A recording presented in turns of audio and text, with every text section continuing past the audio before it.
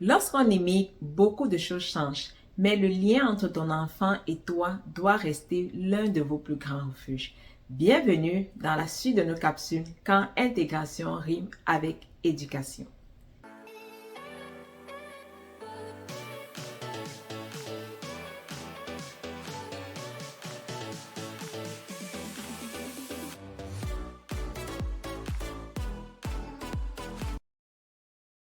Quand on parle de lien parent-enfant, beaucoup de personnes ne se retrouvent pas parce que nous avons grandi dans des sociétés où nos parents n'étaient pas toujours présents ou alors même quand ils étaient présents, on n'a pas toujours eu ce lien-là avec eux, surtout avec les papas.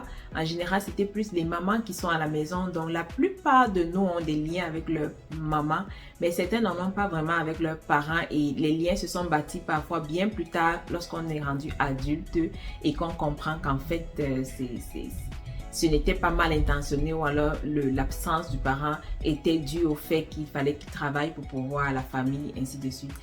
Et la plupart également, nous venons des familles nombreuses de 5, 6, 7, 8 enfants et la relation qu'on a avec nos parents n'a pas toujours été une relation de proximité. Mais ça reste que nous avons de très bonnes relations avec nos parents et lorsqu'on parle ici de lien parent-enfant, c'est un peu difficile parfois à comprendre lorsqu'on vient d'arriver parce qu'on arrive nouvellement en Occident et on réalise qu'ici nous sommes seuls et que nos enfants n'ont que nous comme modèle, n'ont que nous comme refuge, comme repère. Et c'est à ce moment que nous trouvons difficile justement de bâtir cette relation parce qu'en général dans nos pays d'origine, même si nos parents ne sommes pas présents à 100% dans la vie de nos enfants, ce manque est souvent comblé par la tante, l'oncle, le voisin. Il y a tellement de figures d'autorité, de figures autour de l'enfant. Comme on dit souvent, ça prend un village pour élever un enfant. Et ça, c'est quelque chose qui se vérifie vraiment bien dans nos cultures africaines en particulier. On a vraiment un bel entourage, une belle communauté qui sont autour de nous et parfois c'est le voisin qui va corriger ton enfant par rapport à quelque chose ou alors qui va donner un conseil à l'enfant et ça fait que ça comble souvent ce manque à gagner là, ce vide là. Mais lorsqu'on arrive ici en Occident, on réalise qu'on n'a plus cette communauté là, d'où il est important pour nous de réaliser à quel point nous devenons le pilier de notre enfant. Donc en général, quand les enfants veulent quelque chose, ils vont venir vers nous. S'ils ont quelque chose à dire, ils vont venir vers nous. Et puis encore, si on a juste un seul enfant, cet enfant devient vraiment notre portefeuille. On doit le traîner partout, dépendamment de l'âge bien sûr. Parce que quand c'est un enfant qui est grand, qui peut rester à la maison seul, on peut le laisser à la maison. Mais lorsque l'enfant est tout petit, on le traîne partout, il est avec nous. On est vraiment... Parfois dans la blague, j'ai dit aux parents, si vous voulez mon avis, faites au moins 2 enfants, ça va vous aider parce que quand ils dans dans leur bas âge, ils vont s'amuser ensemble et ils vont vous donner un peu de repos parce que en général, ici, on est seul avec nos enfants et on doit véritablement travailler à bâtir ce lien parent-enfant.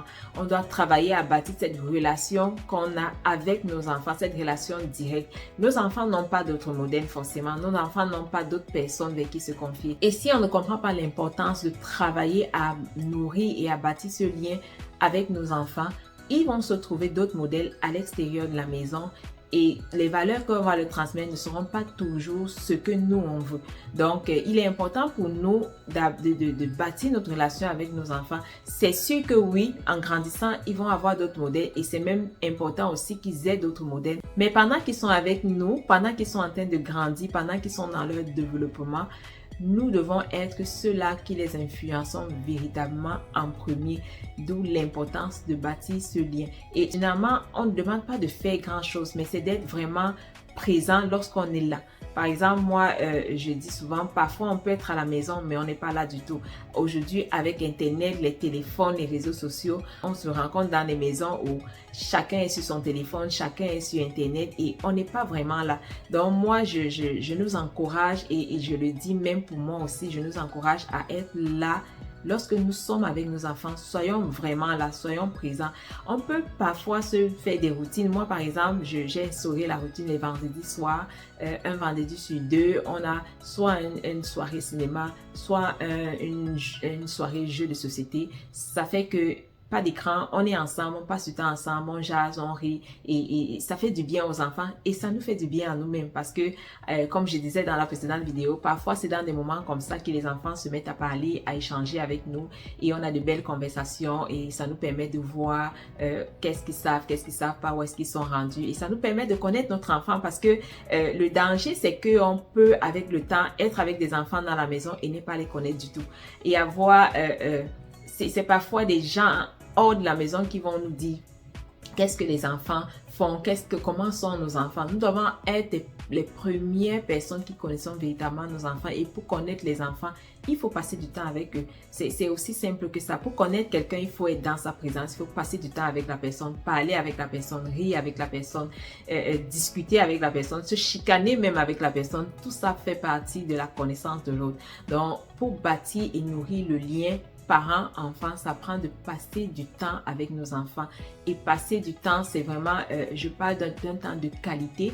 Je parle d'un temps où on choisit intentionnellement de mettre nos écrans en off, de tout arrêter. Ça peut être une soirée cinéma à la maison, ça peut être une sortie au parc, ça peut être beaucoup de choses. On ne parle pas forcément des choses qui coûtent de l'argent, mais ça peut être des choses qui sont gratuites, qui ne coûtent rien du tout, mais qui nous coûtent notre temps. Et avec du temps ici, dans cette société, j'ai compris que ça prend du temps pour élever un enfant. Parce que on va te parler par exemple d'écouter un enfant, d'accueillir ses émotions, de le comprendre. Tout ça, ça prend du temps. Tout ça, ça prend vraiment du temps, c'est-à-dire de s'arrêter et de se dire, ok, je vais apprendre à connaître mon enfant, je vais apprendre à l'écouter, je vais apprendre à avancer parfois à son rythme pour ne pas trop le bousculer dans ses apprentissages, pour ne pas trop le tirer dans ses apprentissages.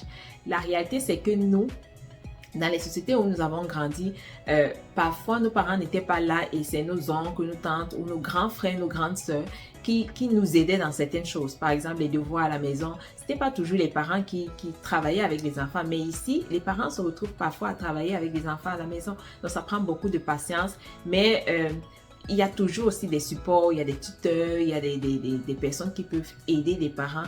Donc, n'hésitons pas à demander de l'aide. N'hésitons pas parfois même à déléguer certaines tâches à certaines personnes pour pouvoir avoir du temps avec nos enfants. Donc, sans vouloir nous juger aujourd'hui, le but, c'est vraiment de nous encourager et de nous rappeler que pour nos enfants, nous sommes le refuge numéro 1, nous sommes leur pilier, nous sommes leur modèle. Et lorsque nous sommes avec eux, nous devons être entièrement avec eux. Ça bâtit en eux la confiance, l'assurance et ils finissent par comprendre que quel que soit ce qui arrive, papa ou maman est présent, on peut toujours aller se confier à eux, on peut toujours venir leur parler, on peut toujours venir leur dire qu'est-ce qu'on ressent. Et c'est très important parce que parfois, lorsque les enfants ne trouvent pas en nous ce refuge, ils vont le chercher ailleurs, ils vont se confier à l'école, aux enseignants et les enseignants n'ont pas toujours la compréhension que nous avons de la réalité que nous vivons à la maison. Donc parfois ça peut très vite extrapoler et je sais de quoi je parle. Et parfois également ils vont aller quand ils sont plus grands, ils vont se confier à leurs amis, à leurs camarades de classe qui vont leur donner des conseils qui ne rentrent pas toujours dans nos valeurs. Donc c'est important de montrer à nos enfants que nous sommes là et que non seulement nous sommes là mais nous sommes à leur écoute. Et lorsqu'on fait ça, ça contribue simplement à renforcer et à bâtir le lien parent-enfant. Ce sera tout pour aujourd'hui. Merci de me laisser en commentaire qu'est-ce que vous avez mis en place, quelles sont les astuces que vous avez mis en place pour bâtir et consolider votre lien parent-enfant. N'oubliez pas de liker si vous avez aimé et surtout de partager pour aider d'autres parents. Merci de m'avoir écouté jusqu'à la fin et à la prochaine.